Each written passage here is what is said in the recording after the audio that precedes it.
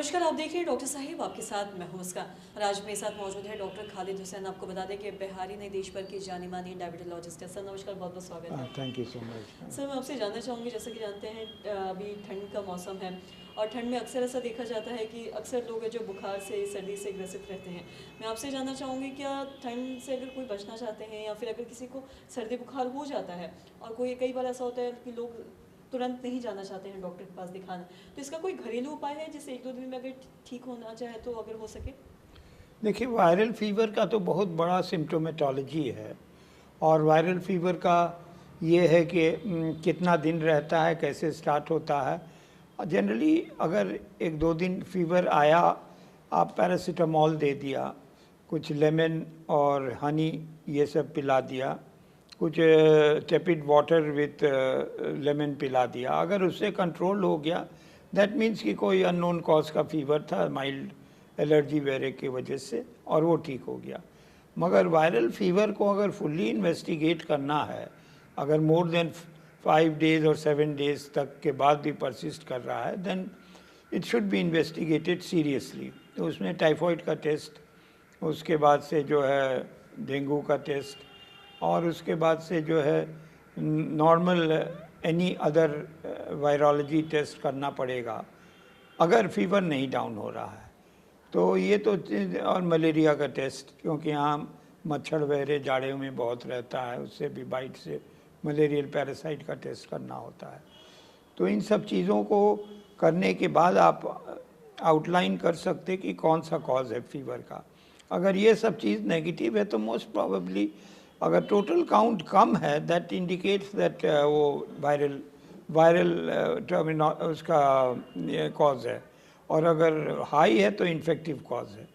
तो जनरली अगर ये सब चीज़ एक्सक्लूड हो गई और अगर निकल गया कि टाइफाइड है तो टाइफाइड का ट्रीटमेंट दीजिए, अगर निकल गया कि डेंगू है तो डेंगू का ट्रीटमेंट दीजिए, अगर निकल गया कि ये है कोई और अदर इन्फेक्शंस है तो उसका ट्रीटमेंट कीजिए, और मलेरिया का अगर निकला तो मलेरियल पैरासाइट का दीजिए।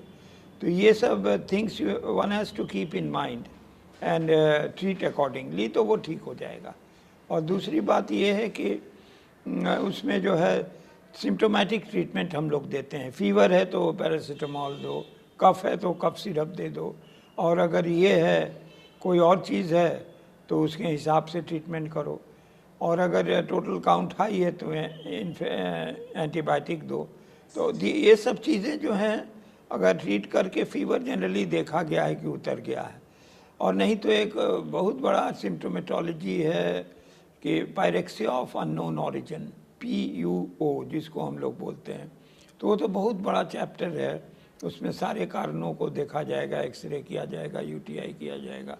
मेरे क्लिनिकल प्रैक्टिस में हम देखा है कि generally patients viral fever settle कर जाता विद इन ए वीक, और उसमें जो है कोई ये नहीं हो जाता है कि उसको परसिस्ट कर रहा है। और परसिस्ट कर रहा है तो ये सब टेस्ट करें, treat according to the symptomatology and according to the investigation which has been done. तो you can do these things. हाँ, और साथ ही सर हम देखते हैं अगर बुखार के साथ साथ अक्सर लोग हैं जो खांसी से भी काफ़ी ज़्यादा ग्रसित रहते हैं, और ऐसा अक्सर कहा जाता है घर में कि अदरक खाने से या कुछ ऐसे घरेलू चीज़ें अगर खाए तो खांसी ठीक हो जाता है। मैं आपसे जानना चाहूँगी, जो भी लोग ऐसे बिना डॉक्टर से कंसल्ट किए अगर ऐसे लेते हैं तो क्या ये सही है या गलत, थोड़ा विस्तार से बताएं। बेटर है कि डॉक्टर से कंसल्ट करना चाहिए। अब क्या कॉज है, एलर्जिक कफ है, इन्फेक्टिव कफ है, या और कोई कारण से है, या उसको एस्थमा होगा या कुछ और होगा जिस वजह से कफ हो रहा है, तो उसको चेस्ट का ऑस्कल्टेशन किया जाता है, जिसमें अगर रोंकाइज है, क्रेप्स है, तो डॉक्टर ही बता पाएगा।